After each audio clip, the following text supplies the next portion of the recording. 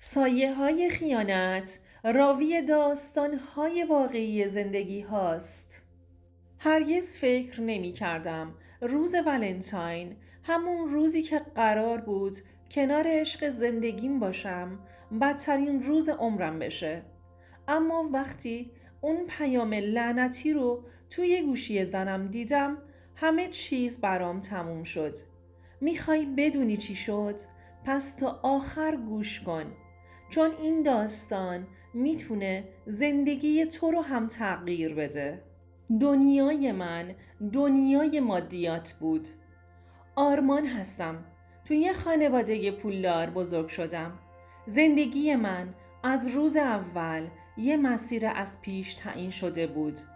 از اون خانواده هایی که وقتی بچهشون به دنیا میاد، قبل از اینکه بپرسن چی دوست داره، براش تصمیم میگیرن که چی بشه، کجا بره، با کی بگرده و حتی با کی ازدواج کنه. بابام یکی از تاجرا و سرمایه‌دارای معروف بود. از اون کله گنده های تجارت. یه مرد سرد، حسابگر که هیچ وقت اجازه نمیداد احساسات توی کارش دخالت کنه و همیشه میگفت که پول و قدرت توی این دنیا همه چیزه. راستش رو بخوای، من هیچ وقت نفهمیدم این حرفش درسته یا نه، ولی چیزی که از بچگی یاد گرفتم این بود که پول قدرت میاره و قدرت یعنی همه چی. و توی یه دنیای پر از سیاست و معامله بزرگ شدم، جایی که حتی ازدواج ها هم از قبل طراحی شده بودند. دنیایی با ماشین های مدل بالا، سفرهای خارجی، مهمونی های آنچنانی. ولی وسط این زرق و برق همیشه یه خلأ توی دلم بود. یه چیزی که هر چقدر میگشتم نمیتونستم پیداش کنم. اما داستان زندگی من فرق داشت، یا حداقل اینطور فکر میکردم. همه چیز از یه مهمونی رسمی که بابام ترتیب داده بود شروع شد.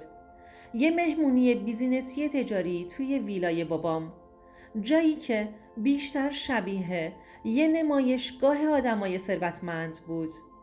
از اون مهمونا که مردا کت و شلوارای گرون میپوشن و ساعتهای طلا دستشونه و زنها با لباسهای شیک و جواهرهای گرون قیمت میرن و تو دلشون به همدیگه فخر میفروشن. همون شب برای اولین بار رها رو دیدم، دختر یکی از دوستای قدیمی بابام. وسط اون جمعیت رها یه جور دیگه بود. یه سادگی خاصی توی صورتش داشت که منو جذب کرد. نه مثل بقیه ناز میکرد، نه مصنوعی رفتار میکرد. چشمای درشت و گیرایی داشت که وقتی نگاهت میکرد انگار میتونست تا ته دلتو بخونه. یه دختر باوقار و شیک، یه ترکیبی از زیبایی و هوش که کمتر دیده بودم. برخلاف خیلی از دخترایی که تو این جمع‌ها می دیدم، مغرور نبود، اما اعتماد به نفس عجیبی داشت که آدم رو جذب می کرد. از همون لحظه که چشم تو چشم شدیم حس کردم یه چیزی بینمون جرقه زده. بعد از اون شب چند ماه بعد توی عروسی خانوادگی دوباره دیدمش. اون شب تا خود صبح با هم حرف زدیم. از همه چیز گفتیم. از رویاها، از ترسها، از آینده. انگار دنیا داشت یه قصه عاشقانه رو برامون می نوشت. حرف زدن باهاش برام عجیب بود. احساس می کردم برای اولین بار یه آدم رو پیدا کردم که میتونم بدون نقاب باهاش باشم. وقتی ازم پرسید که آیا واقعا میتونم توی دنیای پر از پول و سیاست عاشق بشم، فقط خندیدم و گفتم اگر عشق واقعی باشه، حتی پول هم نمیتونه خرابش کنه. اون شب فهمیدم که عاشق شدم. یه سال بعد من و رها ازدواج کردیم.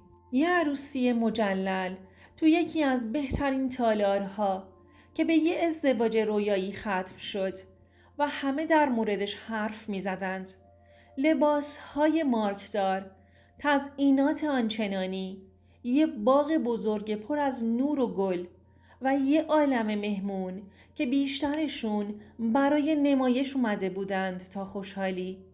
اون شب وقتی دستهای رها رو توی دستم گرفتم و قسم خوردیم که همیشه کنار هم بمونیم، باورم نمیشد که توی دنیایی که پر از سیاست و معامله بود تونسته بودم عشق واقعی رو پیدا کنم. زندگی ما مثل یه رویای شیرین شروع شد. از اون زوجهایی بودیم که همه حسرتش رو میخوردند. سفرهای لاکچری 2 نفره، خنده های شبونه، حرف های عاشقونه که هیچ وقت قدیمی نمی شدند، ماشین های گرون قیمت، زندگی توی پنت هاوس رو به شهر. هر روز بیشتر عاشقش می شدم. همه چی عالی بود. فکر می کردم این خوشبختی قراره تا همیشه ادامه داشته باشه. اما چیزی که هیچ وقت توی این عکس ها قشنگ معلوم نبود این بود که هیچ عشقی توی دنیا بی نقص نیست. 3 سال اول زندگی مشترکمون مثل یه رویای شیرین بود، اما از جایی به بعد احساس کردم که رها داره عوض میشه. کم کم همه چیز تغییر کرد. دیگه اون دختر ساده‌ای نبود که وقتی کنارش بودم بی خیال دنیا میشد.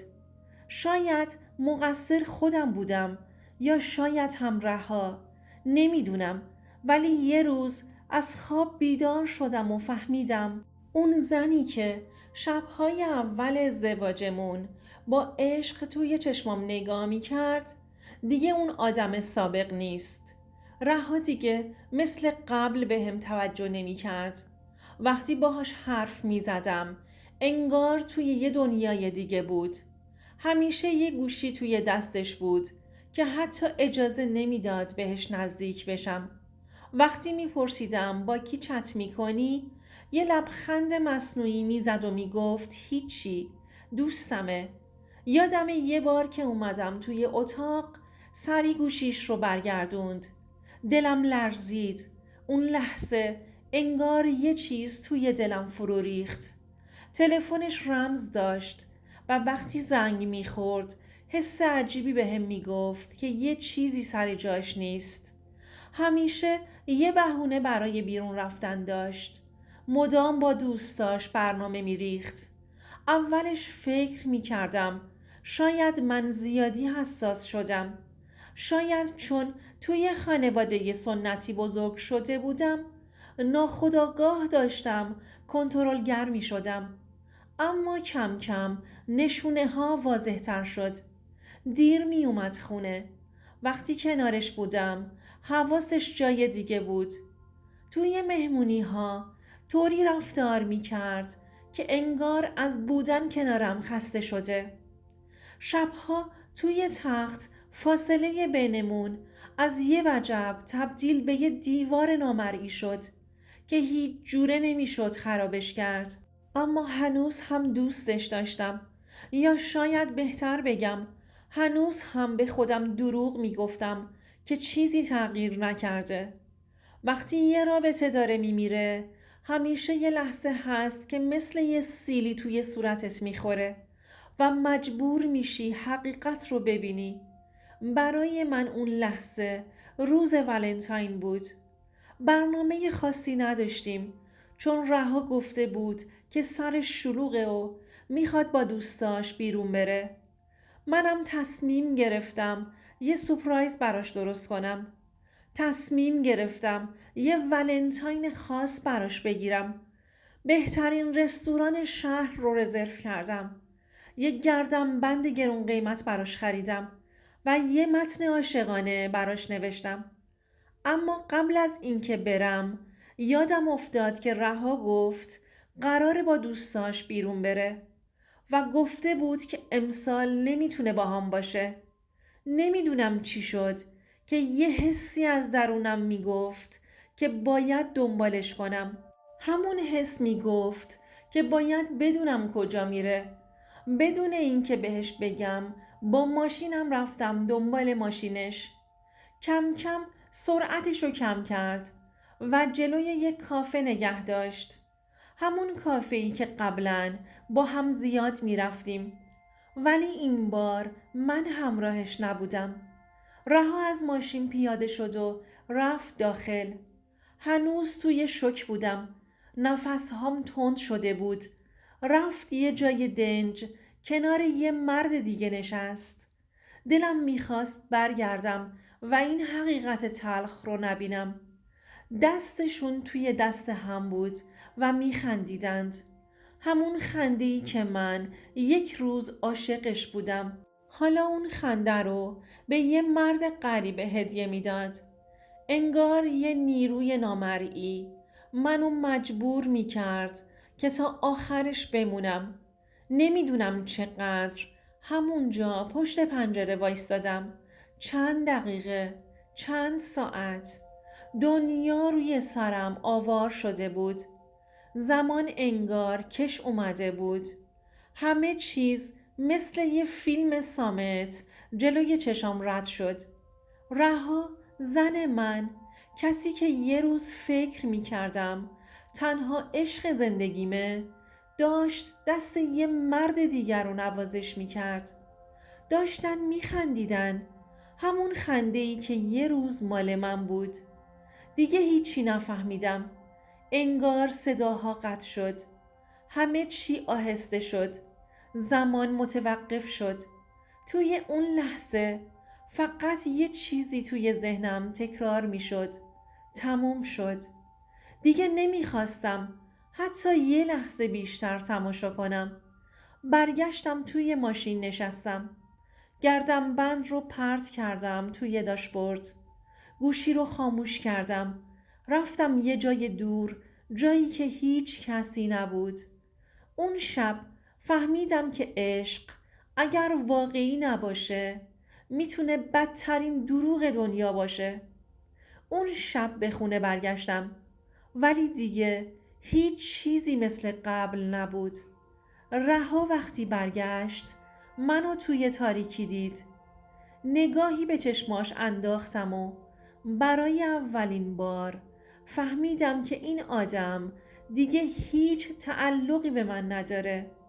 چند روز بعد بدون هیچ دعوا و جنجالی، بدون فریادی، فقط و فقط با یه جمله گفتم همه چی تموم شده و از رها جدا شدم. اون سعی کرد توضیح بده، سعی کرد گریه کنه، سعی کرد قانعم کنه که چیزی بینشون نبوده، اما دیگه هیچ حرفی معنایی نداشت. یه بار که اعتماد از بین بره دیگه هیچ چیز نمیتونه برش گردونه. طلاق برام سخت بود، اما خیانتی که دیده بودم سخت‌تر. چند ماه بعد شنیدم که رها با همون مرد ازدواج کرده. شاید خوشبخت بشه، شایدم نه. دیگه برام مهم نیست. ولی یه چیز رو خوب یاد گرفتم. پول میتونه همه چی رو بخره، ولی نه عشق واقعی رو. اینکه خیانت همیشه از جای کوچیک شروع میشه. از یه دروغ ساده، از یه نگاه پنهونی، از یه پیام نصف شبی. هیچ کس یه شب خیانت نمیکنه. همیشه یه مسیر طولانیه که آروم آروم طی میشه و وقتی به خودت میای میبینی که همه چی تموم شده. اگر حس کردی کسی که کنارتونه داره تغییر میکنه، سکوت نکنید. خودتونو گول نزنید. به حسهای درونتون اعتماد کنید. و مهمتر از همه یاد بگیرید که وقتی باید برید برید، چون هیچ عشقی ارزش اینو نداره که غرورتون رو زیر پا بذارید.